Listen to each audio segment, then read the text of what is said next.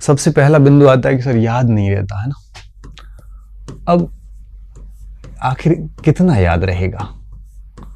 आपको पता है कि दिमाग की एक कैपेसिटी है और बड़ा खूबसूरत विशेषता एक मस्तिष्क में डाली गई कि वो भूल जाता है, क्योंकि सब कुछ याद नहीं रहता और लंबे समय तक याद नहीं रहता, किसी को भी नहीं रहता। ये बात केवल आपकी नहीं है, ये हर व्यक्ति की बात है। हर व्यक्ति भूलता है और ठीक तरीके से भूलता है। किसी को बहुत याद नहीं रहता, इंस्टेंट पढ़ा हुआ होता है तो याद रहता है।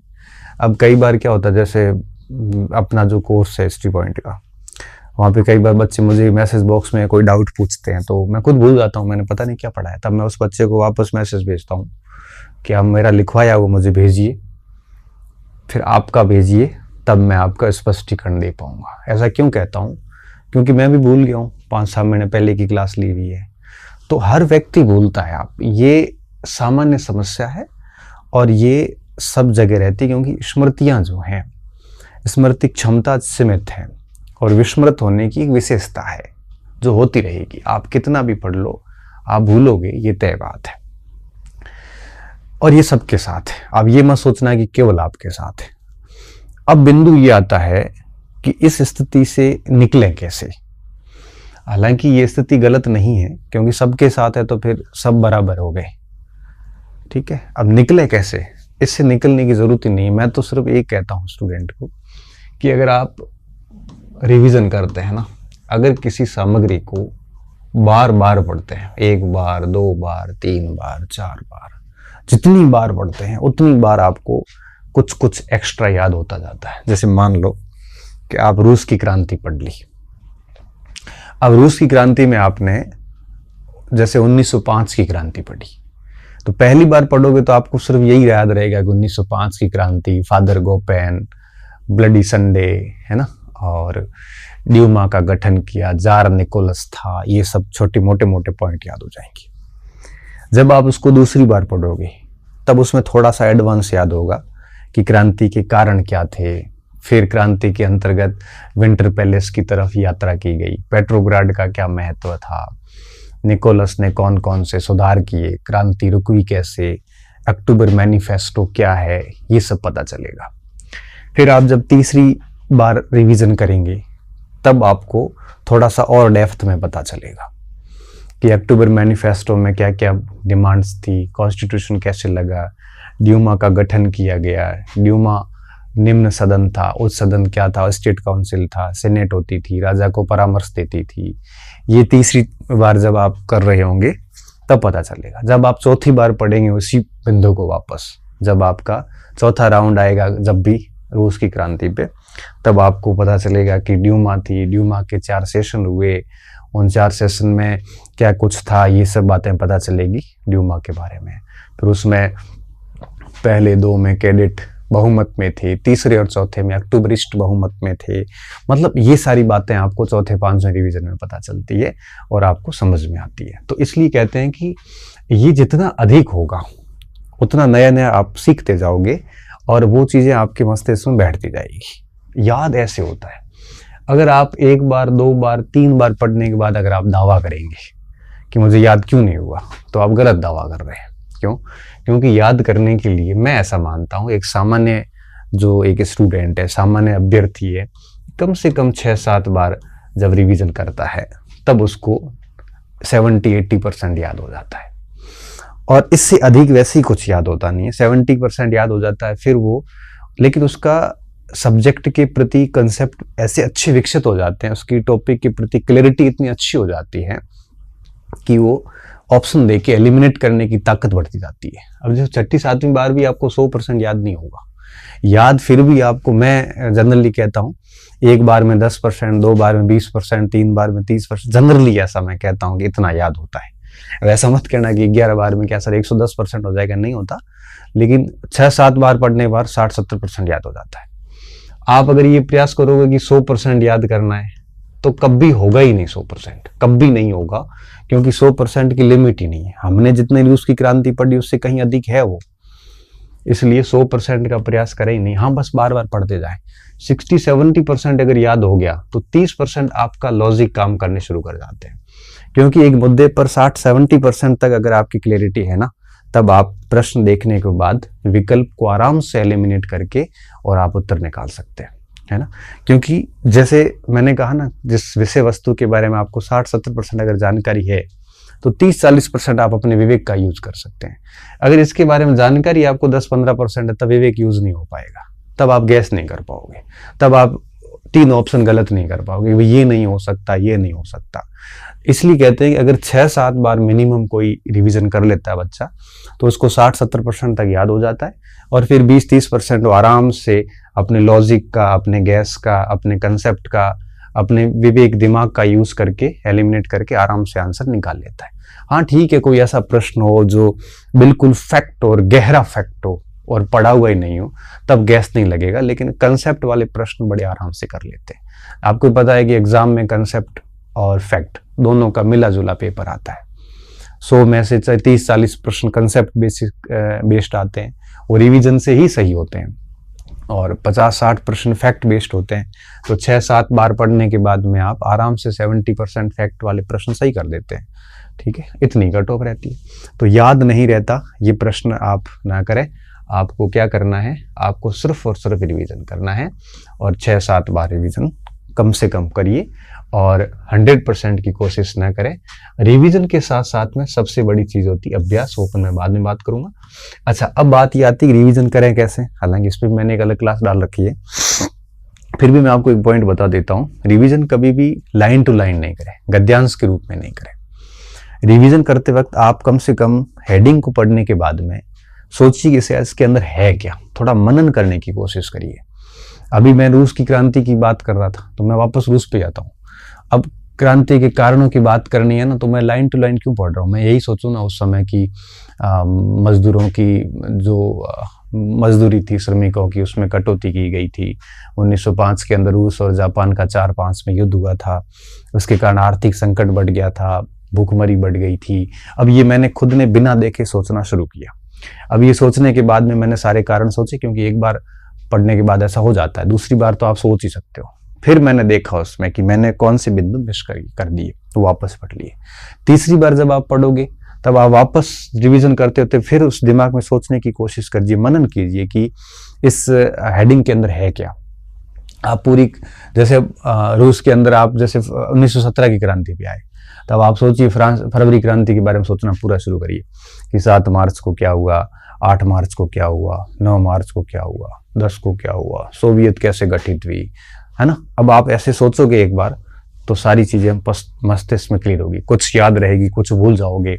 तो दूसरी, तीसरी, चौथी बार ऐसे सोचते सोचते रिवीजन करोगे। तो रिवीजन में भी सोचना बहुत जरूरी है ना। रिवीजन में भी 5वां 6ठा रिवीजन तो सोचने और मनन पे ही जाता है। पहले सोचिए, मनन कीजिए, उसके बाद उस टॉपिक को देखिए कि अब मैं कौन से पॉइंट मिस कर गया हूं। मैंने एक बहुत बड़ी कमी देखी स्टूडेंट में। स्टूडेंट क्या करता है, हर बार वही गद्यांश लाइन टू लाइन पढ़ के निकल जाता है।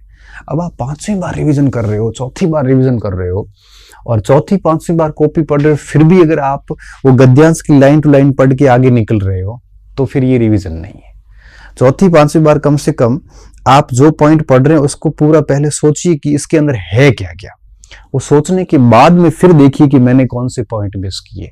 और 6ठी 7वीं बार तक तो आते आते आपकी स्थिति ये हो जाती है, क्योंकि अगर आप पहला रिवीजन छोड़िए, दूसरे रिवीजन से अगर आप ये सोचना शुरू करते हैं ना, तो 5वें 6ठे रिवीजन तक पूरे टॉपिक की फ्रेमिंग आप आराम से मन में बना देंगे। फिर आपको केवल फैक्ट देखने होते हैं।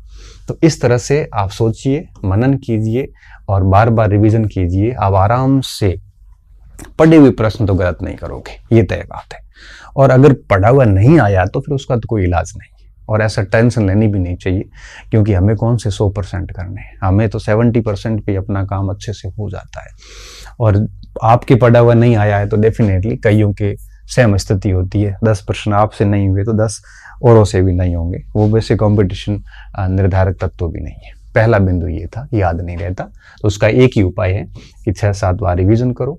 100% की कोशिश से मत करो। और दूसरी बात ये है कि रिवीजन जो आप तीसरी चौथी बार करते हो, उसमें कोई भी टॉपिक है, जैसे मान लो कि आप ज्योग्राफी पढ़ रहे हैं या जैसे आप मान लो इतिहास का कोई टॉपिक पढ़ रहे हैं, जैसे जर्मनी का एकीकरण पढ़ रहे हैं, तो आप एकीकरण के बाधक तत्व कौन से थे सोचिए आप, सहायक तत्व कौन से थे, बिस्मार्क ने क्या किया था, फिर उसमें से जो तीनों चरण हुए, डेनमार्क पे कैसे अटैक हुआ। अब आप अगर पूरा दिमाग में घुमाइए पहले तो रिवीजन से ठीक पहले, ये सोचने के बाद में फिर कॉपी देखिए, फिर टॉपिक को पूरा पढ़िएगा, अच्छा मैं ये चीजें मिस कर गया हूँ। और हो सकता है तो पढ़ने के बाद एक बार फिर वापस रिवाइज कर लीजिए, मस्तिष्क में आंखें बंद करके आराम से सोच लीजिए। अगर आप इस तरह से 6-7 बार रिवीजन करते हैं, रिवीजन में आपको किताब अपना जो कंटेंट है, नोट्स हैं, जो भी है, वो देखने की जरूरत कम से कम होनी, उसके ऊपर आपकी निर्भरता कम से कम होनी चाहिए। हर बार जितनी 6ठी बार रिवीजन हो रहा है उससे कम निर्भरता 7वीं बार होनी चाहिए। 6ठी बार आपको जितनी निर्भरता है अपने सामग्री की, 7वीं बार पढ़ते हो तो उसकी निर्भरता और कम होनी चाहिए। इस तरह से आप चलते रहिए तो डेफिनेटली, और ये तभी संभव होगा जब आपके पास में मटेरियल सीमित होगा। अगर आपने एक ही पार्ट के 5-5 स्रोत लगा रखे हैं तो आपसे कुछ भी नहीं होगा। क्यों? क्योंकि रिवीजन तभी होता है जब आपके पास मटेरियल फिक्स होता है। तब मैं कहता हूं कि आप हिस्ट्री पढ़ो, ज्योग्राफी पढ़ो, आप हर पार्ट की एक से अधिक सामग्री मत रखो। सिलेक्शन एक से होना हुआ तो उसमें हो जाएगा, और उसी सामग्री को पढ़ के कई बच्चे टॉप भी करते हैं। इसलिए ये तभी पॉसिबल होगा जब आपके पास में लिमिटेड रिसोर्सेज होंगे, है ना। क्योंकि सामग्री का आपके सीमित होना, है ना, सामग्री लिमिटेड होना बहुत ज़्यादा ज़रूरी है। अगर ये लिमिटेड नहीं है, सामग्री कम से कम रखिए, तब क्या होगा कि आप आराम से उसको टारगेटेड मेहनत कर सकते हैं। नहीं तो आप आपके पास 3 किताबें पढ़ी है तो एक की करोगे, दूसरे का रिवीजन करोगे, किसका करोगे, है ना। अगर आपको 5-7 किताबें पढ़नी है तो उसको शॉर्ट में नोट्स बना दो, नोट्स का रिवीजन करो फिर, है ना। इस तरह से आप, एक तो ये ध्यान रखना, तो याद नहीं रहने का एकमात्र यही इलाज है। और बाकी ये एक कॉमन प्रॉब्लम है और ये विशेषता है, कोई प्रॉब्लम भी नहीं कह सकते, ये ऐसा नहीं केवल आपके साथ होती है, इसको इसी तरह से इसका निस्तारण किया जा सकता है। मुझे तो ठीक से याद है, मैं ऐसे ही पढ़ता था कि पहली बार तो पूरी लाइन टू लाइन पढ़ी थी, बढ़िया तरीके से लिखा, नोट्स वगैरह रेडी किया। सेकंड बार से मैं सोचना शुरू कर देता था। सेकंड बार जब सोचता था तो सोचने के दौरान स्थिति ये आती थी कि 5-10% बातें भी याद नहीं आती थी, भूल जाता था। लेकिन जैसे थर्ड बार सोचता था तो थोड़ा ज्यादा अच्छे से कॉन्फिडेंस आता था, अच्छा हाँ ठीक है, मुझे 10 बातें आ रही है। चौथी 5वीं बार नंबर आता था, तब से हो जाता। लेकिन कोशिश इसमें एक चीज और भी करो, एक बात और भी कोशिश करो कि आपका जो भी सामग्री पड़ी हुई है, कम से कम ऐसी कोशिश करो कि 1 महीने में या 2 महीने में सबका नंबर एक बार लग जाना चाहिए, है ना, 1-2 महीने के अंदर अंदर। जैसे ऐसा नहीं हो कि आपने आज पढ़ा, अब 6 महीने किसी पार्ट को देख नहीं रहे हैं, 7वें महीने दूसरा राउंड कर रहे हैं, फिर सोचोगे कुछ नहीं, याद नहीं आएगा। कोशिश करिए कि आप 1-2 महीने के अंदर आप एक बार जो कुछ पढ़ा उसको वापस पढ़े। मतलब ये है कि ऐसा सिस्टम सेट करें कि आप हर 2 महीने के अंदर एक बार आप उन चीजों से गुजरो जो आपने पहले पढ़ रखी है। मतलब ये है कि जिसको आज पढ़ा है, कोशिश करें कि 1-1.5 महीने के भीतर उसका नंबर वापस एक बार आ जाए। तो रिवीजन के अंदर, सामग्री के अंदर आपको 30-40 दिन से अधिक का गैप नहीं देना है, ठीक है। जैसे मान लो 1 महीना जो पढ़ा बढ़िया तरीके से, तो अगले सप्ताह आप ऐसा टाइम टेबल सेट करो कि स्टार्टिंग में जो पढ़ा उसको वापस 2 दिन देख ले एक बार। तो ये गैप 40-50 दिन से अधिक का नहीं होना चाहिए, है ना। उस तरह से रिवीजन करें। दूसरा आता है कि सर आत्मविश्वास नहीं बनता, कॉन्फिडेंस नहीं आता। देखिए आत्मविश्वास जो है ये सीधा जुड़ा हुआ है किस बिंदु से, इस बिंदु से। कैसे? मान लो कि अगर आपके पास में, आपको याद नहीं हो रहा है, आपने दिमाग में उठा दिया, याद नहीं हो रहा है, ठीक है, रिवीजन नहीं हो रहा है, सामग्री आपके पास बहुत अधिक है, अस्त व्यस्त हो रखे हैं, कोई क्लियर गोल नहीं, कोई क्लियर प्लानिंग नहीं है, तो फिर कॉन्फिडेंस नहीं आएगा। यह एक ऐसा कंसेप्ट है या एक ऐसी विशेषता है जिसको आप खरीद नहीं सकते। ये अंदर से अपने आप बिल्ड होती है, मेरे कहने से भी नहीं होगी। आप 1000 लोगों के मोटिवेशन सुन लो, कॉन्फिडेंस नहीं आएगा। आप कितनी बाहरी दिखावटी पढ़ाई कर लो, कॉन्फिडेंस नहीं आएगा। पढ़ते हुए दिख रहे हैं लेकिन पढ़ नहीं रहे हैं, कॉन्फिडेंस नहीं आएगा। कॉन्फिडेंस कब आता है? ये कॉन्फिडेंस तभी आता है जब आप अंदर से मजबूत फील करते हैं, कॉन्फिडेंस तभी आता है। बाकी ये कृत्रिमता से कॉन्फिडेंस नहीं आता, नेचुरल होता है कॉन्फिडेंस एकदम से। ये तभी आता है जब आप अंदर से बहुत मजबूत फील कर रहे हो। मजबूती का आत्मविश्वास से सीधा संबंध है, ठीक है ना।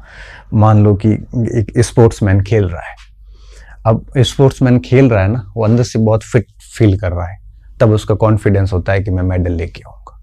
अगर स्पोर्ट्समैन के अंदर मजबूती नहीं है, कहीं न कहीं कमजोरी है, तो कहीं न कहीं कॉन्फिडेंस लैक कर जाएगा, ठीक है। अब बात ये आती है कि मजबूत कब होता है। ये मजबूत तभी होता है जब आपने पाठ्यक्रम को ठीक ढंग से पढ़ रखा है ना। अब अगर आपने पाठ्यक्रम को बहुत बढ़िया तरीके से ऐसे 6-7 बार पढ़ रखा है, तो कॉन्फिडेंस अपने आप आता है। ये दोनों चीजें एक दूसरे से गजब तरीके से जुड़ी हुई होती हैं। अब पाठ्यक्रम को ठीक ढंग से पढ़ने के बाद आपने उसका बढ़िया से रिवीजन कर लिया, और एक चीज जो हम मिस कर रहे हैं वो है अभ्यास। अभ्यास कर लिया। अगर आपने ये 3 चीजें करनी शुरू कर दी और 4-5 महीने अगर ये बिंदु रहे, तो कॉन्फिडेंस अपने आप आता है। आपको मैं बता रहा हूं कि आप जैसा मैंने आज का ऐसा 2-3 महीने करके देखिए, कॉन्फिडेंस अपने आप छलकेगा, आपके चेहरे पे चमक आनी शुरू हो जाती है, अंदर से लगने लग जाता है कि हाँ अब मैं कर लूंगा। 10 बार फेल हुआ व्यक्ति भी अगर बढ़िया तरीके से तैयारी, अपनी कमियों को दूर करके काम शुरू करता है, तो उस व्यक्ति को भी 2-2.5 महीने के अंदर अंदर कॉन्फिडेंस आ जाता है, और फिर वो उसके साथ कॉन्फिडेंस के साथ लग जाता है। अब देखो, पाठ्यक्रम पढ़ लिया, उसका ये इस तरह से 5-6 बार रिवीजन कर लिया, और अब आप बात आती अभ्यास की। अभ्यास के लिए प्रीवियस ईयर्स क्वेश्चन सबसे बढ़िया ऑप्शन होता है, इससे बढ़िया कुछ भी नहीं है। ये लेके आइए आप। फिर जैसे मान लो कि मैं रूस की क्रांति की बात कर रहा हूं, उसी का उदाहरण आगे देता हूं। अब आपने जब पहली बार रूस की क्रांति पढ़ी, पहली बार जैसे आपने मेरे नोट से पढ़ ली या फिर आपने किताब से पढ़ ली, पढ़ने के बाद आप क्या करो, रूस की क्रांति से रिलेटेड जो भी प्रश्न है, आजकल मार्केट में सारी किताबें ऐसी आ गई है जिसमें टॉपिक वार प्रश्न दिए हुए, मैंने भी वो जारी कर रखी है, सबने कर रखी है। अब आप क्या करो, रूस की क्रांति के अंदर जो भी 70-80 सवाल पहले हुए पूछे हुए, वो भी अभ्यास वाले भी सारे सोल्यूशन कर लो। मुझे पता है कि उस समय आपको 20 प्रश्न भी नहीं आएंगे, क्योंकि पहली बार पढ़ा है। सवाल सोल्व कर लिए, सोल्व करने के बाद में आपने जो टॉपिक लिखा है, पहले तो टॉपिक पूरा लिख लीजिए, लिख नहीं रहे तो कोई बात नहीं, पढ़ लीजिए, पहले पूरा पढ़ लिया, फिर सवाल देख लो। सवाल देखने के बाद इंस्टेंट उसी समय वापस टॉपिक पढ़ लो एक बार। इससे क्या होगा, इससे आपको उन क्षेत्रों का आइडिया होगा जहां जहां से सवाल बनता है। दूसरा, आपको प्रश्नों की प्रकृति समझ में आएगी कि किस जगह से कैसा प्रश्न बनता है। मुझे अच्छे से याद है कि कुछ गद्यांश आते थे पहले, कि गद्यांश देख के उत्तर करो, ऐसा प्रश्न आपने देखा होगा, अनसीन पैसेज आते थे। तो उसमें 2 टाइप के स्टूडेंट होते थे। स्टूडेंट क्या करते थे, पहले गद्यांश पढ़ते थे, फिर प्रश्न सॉल्यूशन करते थे, तो प्रश्न सॉल्यूशन होता नहीं था उससे।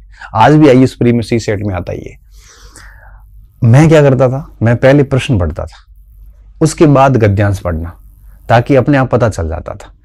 तो इसमें मुझे फिर दिक्कत आनी शुरू हुई। तब मैंने क्या किया, पहले गद्यांश पढ़ा, फिर प्रश्न पढ़े, फिर वापस गद्यांश पढ़ा, तब आराम से प्रश्नों के उत्तर निकल गए, क्योंकि मुझे पता चल गया कि इस क्षेत्र से ऐसे ऐसे प्रश्न आते हैं। देखो, अगर आप निबंध की तरह पढ़ रहे हैं अपने कोर्स को, और अगर आप अभ्यास नहीं कर रहे हैं, प्रीवियस ईयर्स क्वेश्चन नहीं निकाल रहे हैं, तो दिक्कत क्या आएगी, दिक्कत ये आएगी आपको आइडिया भी नहीं होगा कि इसका सवाल आता कैसे है।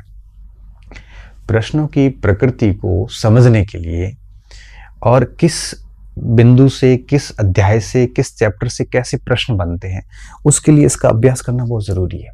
अच्छा, अब आपने पहली बार में प्रश्न देख लिए, पहले अब टॉपिक तैयार किया, फिर प्रश्न देखे, फिर वापस एक बार देख लिया, फिर 15-20 दिन बाद उस टॉपिक का वापस नंबर आया, तब आप किसी दूसरी किताब से फिर अभ्यास, ऐसे नोट्स तो है ही अपना, उसको पढ़ लिया, फिर किसी दूसरी किताब से पुराने प्रश्न वगैरह जो भी फिर मिलाए।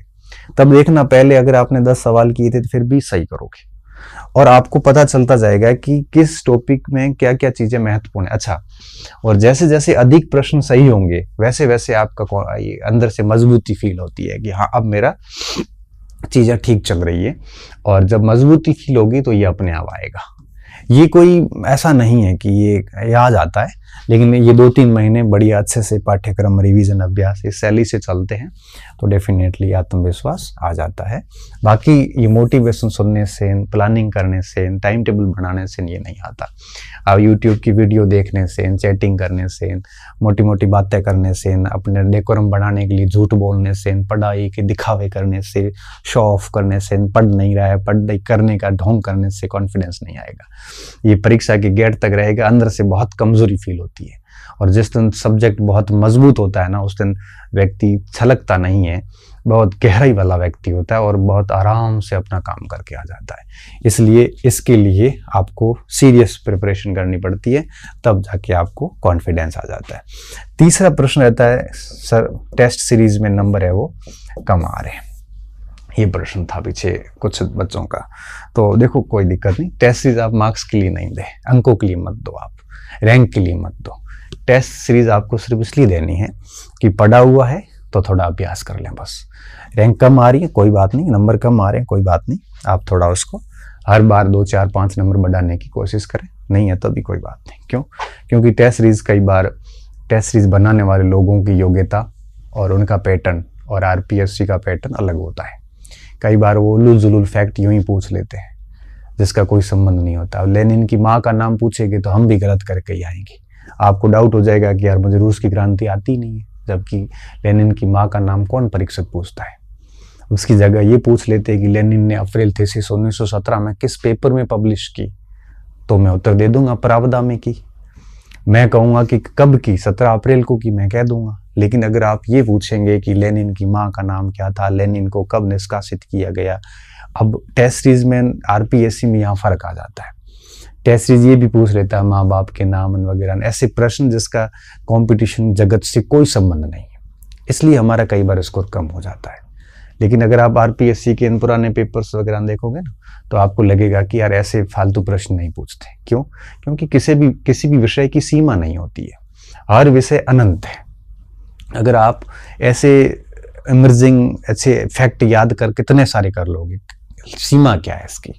आरजी भंडारकर पे प्रश्न बना रहे हैं, अगर उसका मुख्य प्रश्न है 2-4 बढ़िया बढ़िया प्रश्न तो हो जाएंगे। अब भंडारकर के बारे में अगर अंदर से आके उसके जीवन से पूछोगे तो नहीं हो पाएगा। तो टेस्ट सीरीज में कई बार नंबर कम आने का कारण ये होता है कि टेस्ट सीरीज बनाने वाले जो लोग हैं वो पेपर भी ऐसा ही बनाते हैं कि ताकि इसके नंबर कम आए, उलूल जुलूल फैक्ट लगा देते हैं। और मैं आपको विश्वास के साथ कह सकता हूं कि जिन पेपर्स में आपके नंबर नहीं आते, आउट ऑफ कंटेक्स्ट प्रश्न होते हैं, वही 10-15 दिन बाद वही पेपर आप टेस्ट सीरीज लेने वालों से वापस करवा दो, उनको खुद को नहीं आएंगे। तो कई बार आरपीएससी पैटर्न को टेस्ट सीरीज संचालक टच नहीं कर पाते। आरपीएससी का एक पैटर्न रहता है जिसमें 40-50% सवाल सरल होते हैं, 10-20% ठीक होते हैं, 10-1% बहुत टफ होते हैं, 50-60% कंसेप्ट, 40-50% कंसेप्चुअल होते हैं, कुछ फैक्चुअल होते हैं, एक ठीक सा मिश्रण होता है। और सभी चैप्टर होते हैं, हर चैप्टर से 1-1, 2-2 प्रश्न लिए जाते हैं। ये आरपीएससी का पैटर्न है। अभी कोचिंग संचालकों के द्वारा जो टेस्ट ही चलाई जाती है वो टॉपिक टेस्ट होते हैं।